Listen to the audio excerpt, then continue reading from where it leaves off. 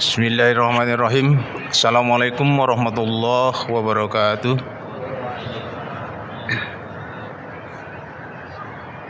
A'udzubillah, bismillah, salatu wassalamu ala rasulillah wa ala alihi wa ashabihi wa mawalah.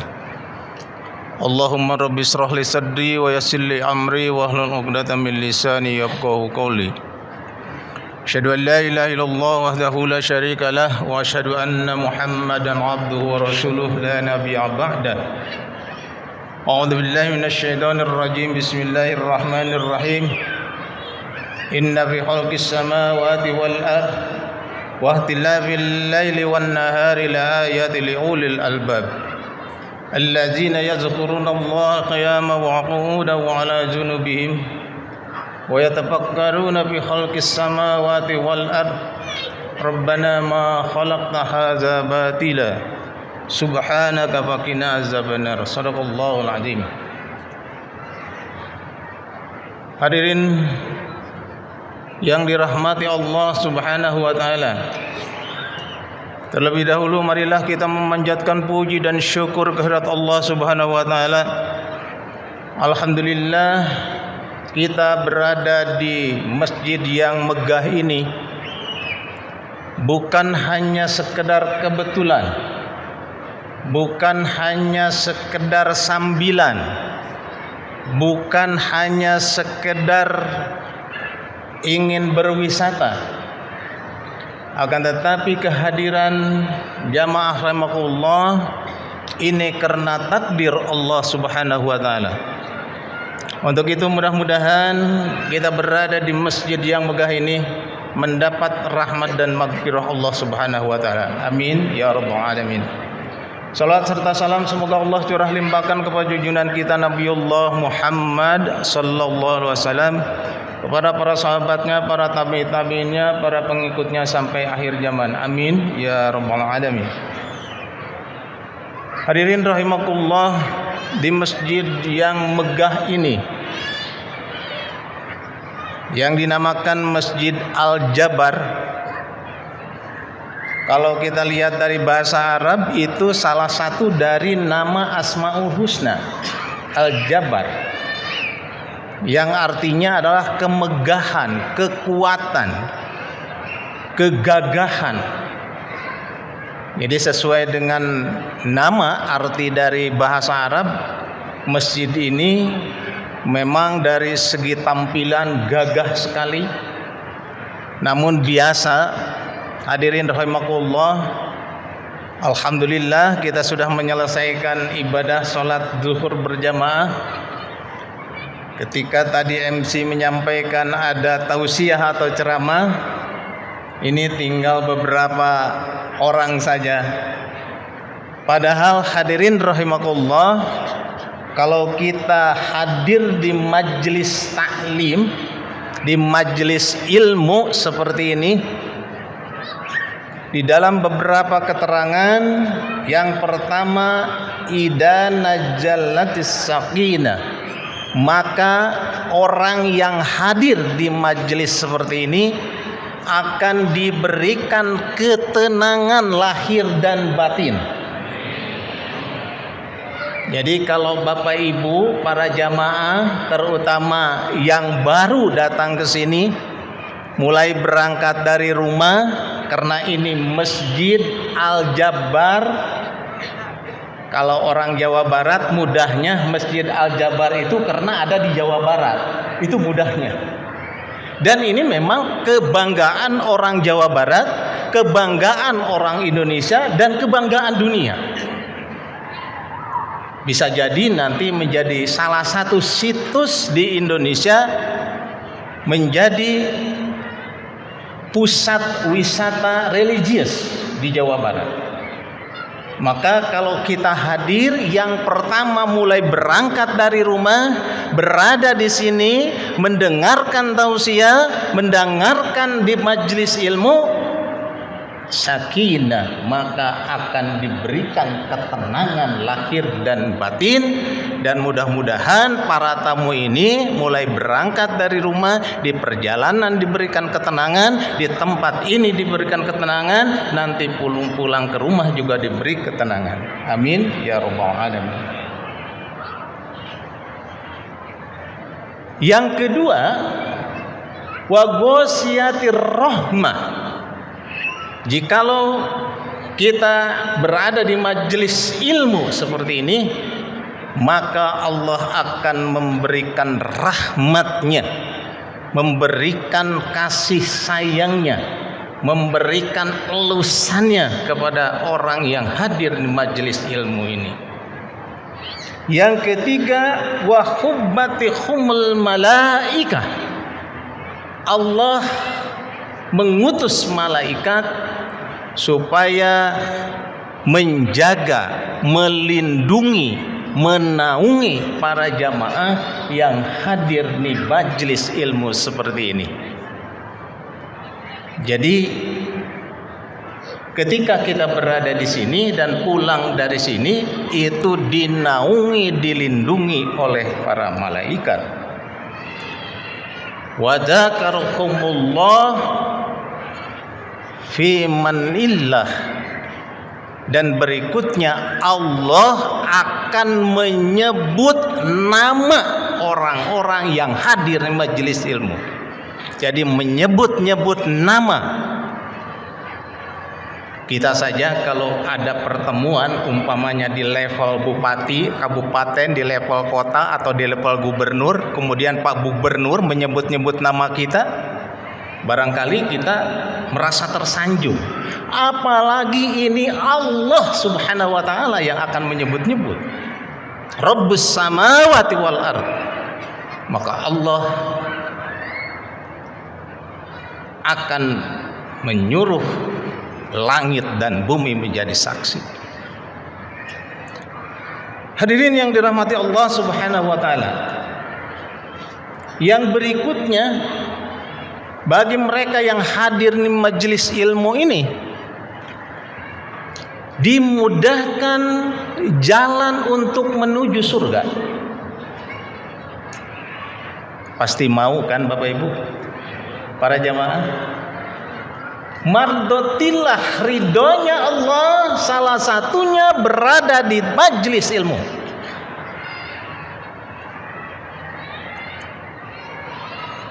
Dan kita juga merasa bangga berada di sini ketika Allah memerintahkan penghuni lautan supaya menyaksikan pengampunan. Para malaikat menyaksikan pengampunan dari Allah Subhanahu wa taala atas dosa-dosa yang telah kita perbuat, yang makhluk Allah perbuat, yang hamba Allah perbuat. Karena tidak ada satupun manusia yang lepas dari noda dan dosa. Karena kita bukan malaikat, kita bukan setan, akan tetapi bainal malaikat wa bainas syayatin. Kita antara malaikat yang Allah perintahkan selalu berbuat baik, setan yang Allah ciptakan selalu membangkang, manusia itu kadang-kadang yazidu wa yankus, yazidu meningkat dalam taat, wa yankus dalam maksiat. Kadang-kadang berbuat baik, kadang-kadang berbuat jahat. Bainal malaikat. Bahkan kalau manusia melebihi binatang, di dalam Al-Quran disebutkan balhum adol, lebih atah adol daripada binatang. Hadirin rahmatullah, itu awalan pembahasan. Saya ingin menyampaikan ayat sebagai renungan. Kita diciptakan Allah Subhanahu wa taala untuk mengabdi. Wa ma khalaqtul jinna wal insa illa liya'budun. Tidak ada kecuali Walaupun mungkin kita kalau dipikir-pikir sehari semalam 24 jam kita banyak yang ngurus dunia barangkali dibandingkan ke akhirat.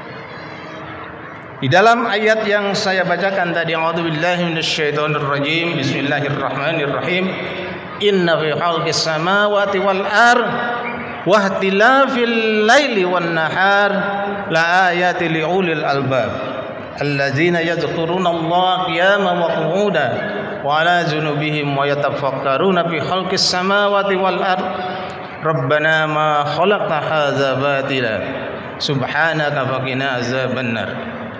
Inna fi khalqis samawati wal ard, sesungguhnya penciptaan langit dan bumi, wa ikhtilafil laili wan nahar, pergantian malam dan siang, la ayatil liulil albab.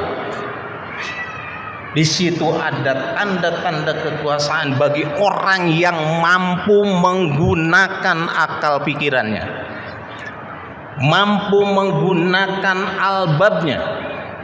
Albab aina al-aqli wa qalbi.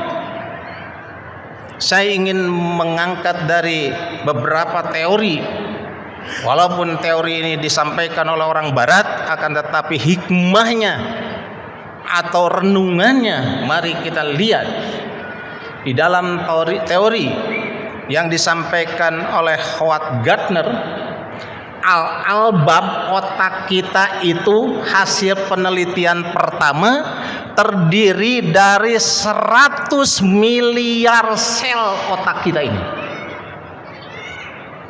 Kemudian penelitian berikutnya menjadi 885 miliar sel.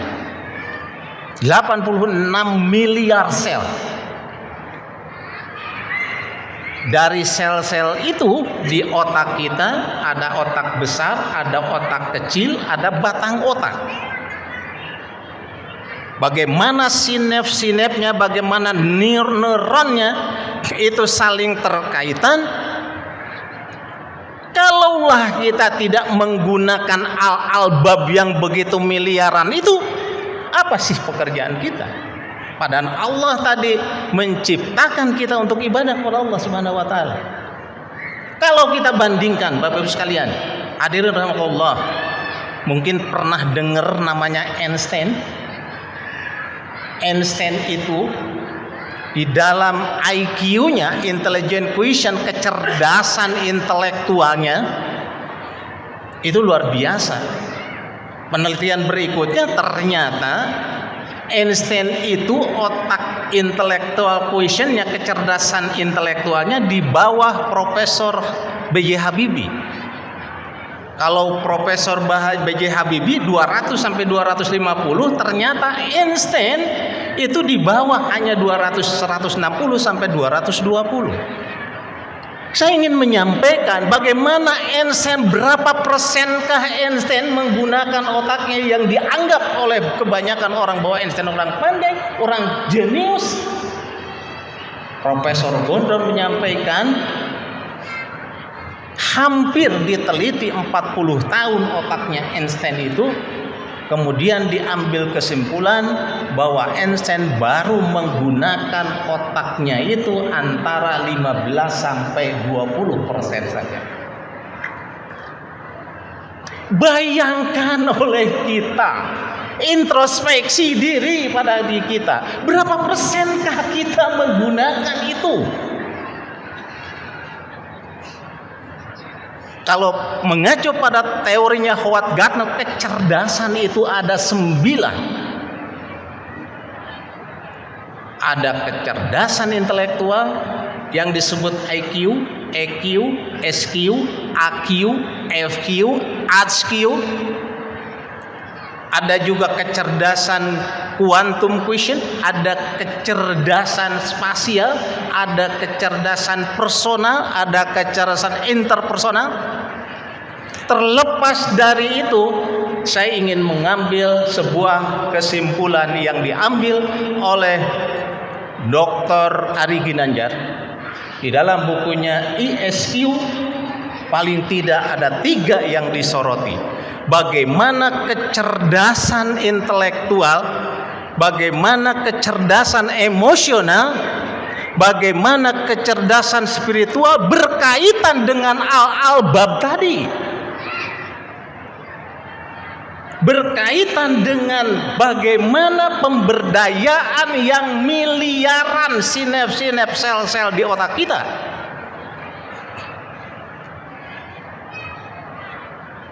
Maka bisa hadirin rahimakumullah dilihat di dalam bukunya ISQ Ari Ginanjar. Kesimpulannya, apabila kecerdasan intelektual atau IQ itu bagus, kecerdasan emosionalnya bagus, tapi kecerdasan spiritualnya kurang bagus, sekalipun tidak dikatakan jelek, maka itu akan melahirkan orang-orang diktator dan koruptor. Jadi koruptor dan diktator itu bukan bodoh gitu, pinter, tapi kecerdasan kepintarannya sebatas kecerdasan intelektual dan sebatas kecerdasan emosional. Kecerdasan spiritualnya itu sangat rendah. Yang kedua, kecerdasan intelektualnya bagus, kecerdasan emosionalnya kurang bagus, kecerdasan spiritualnya kurang bagus, maka akan melahirkan orang-orang yang buta hati, pinter tapi minterin orang, kerjanya nipu. Kecerdasan intelektualnya luar biasa. Yang ketiga, apabila kecerdasan intelektualnya kurang atau rendah, kecerdasan emosionalnya rendah, dan kecerdasan spiritualnya luar biasa, maka ini akan melahirkan orang-orang petapa, mungkin bahasa lain sufi, atau mungkin bahasa lain lebih mementingkan keakhiratan. Keduniaan nyaris dia tinggalkan. Suatu waktu Rasulullah SAW mendapatkan seorang laki-laki, pagi di masjid, siang di masjid, malam di masjid, nyaris 24 jam dia terus di masjid. Maka suatu waktu ba'da sholat subuh didekati laki-laki tersebut, ditanya oleh Rasulullah, "Hei Bulan," kalau bahasa kita, "saya lihat kamu setiap pagi, siang, malam, sore nyaris 24 jam berada di masjid." "Ya betul ya Rasulullah." "Apakah kamu tidak punya keluarga?" "Punya ya Rasulullah." "Punya anak, punya istri?" "Punya ya Rasulullah." "Siapa yang ngurus anak istri ibu itu?" Kata laki-laki itu, "Yang ngurus keluarga saya adalah kakak saya. Dia seorang pengusaha yang mampu menghidupi anak dan istri saya." Apa jawab Rasul? "Kakakmu lebih mulia daripada kamu."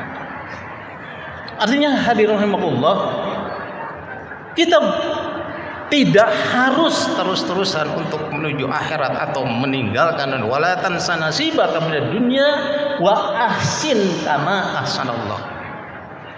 Jangan lupakan. Kesimpulan yang keempat dari tiga kecerdasan tadi, apabila kecerdasan intelektualnya hebat, kecerdasan emosionalnya hebat, kecerdasan spiritualnya hebat, itulah yang disebut insan kamil. Mudah-mudahan hadirin rahimakumullah yang hadir di siang hari ini, sekalipun mungkin kecerdasan kita belum diukur, belum diuji berapa kecerdasan kita, akan tetapi mudah-mudahan kita mendapatkan siraman rohani di siang hari ini, kita mendapatkan barokah dan maghfirah dari Allah Subhanahu wa taala. Amin ya rabbal alamin. Marilah kita akhiri dengan sama-sama berdoa. Allahumma shalli wa sallim wa barik wa sallim wa sallallahu tabaraka an bila ashabi rasul ajmain. Amin ya rabbal alamin. حمدا شاكرين حمدا ناعمين حمدا يوافي ويكافئ مزيدا يا ربنا ولك الحمد ولك الشكر كما ينبغي لجلال وكرم عظيم سلطانك اللهم اغفر لنا فإنك خير الغافرين وارحمنا فإنك خير الراحمين وارزقنا فإنك خير الرازقين وافتح لنا فإنك خير الفاتحين ربنا تقبل منا إنك أنت السميع العليم وتب علينا إنك أنت التواب الرحيم ربنا هب لنا من أزواجنا وذرياتنا قرة أعين واجعلنا للمتقين إماما ربنا آتنا في الدنيا حسنة وفي الآخرة حسنة وقنا عذاب النار وأدخلنا الجنة مع الأبرار يا عزيز يا غفار يا رب العالمين. Ya Allah, mudah-mudahan kita bisa memanfaatkan albab kita wa qu'uda wa ala junubihim qiyama wa qu'uda wa ala junubihim wa yatafakkaruna fi khalqis samawati wal ard rabbana ma khalaqta hadza batila subhanaka faqina azabannar walhamdulillahi rabbil alamin billahi taufiq wal hidayah wassalamu alaikum warahmatullahi wabarakatuh.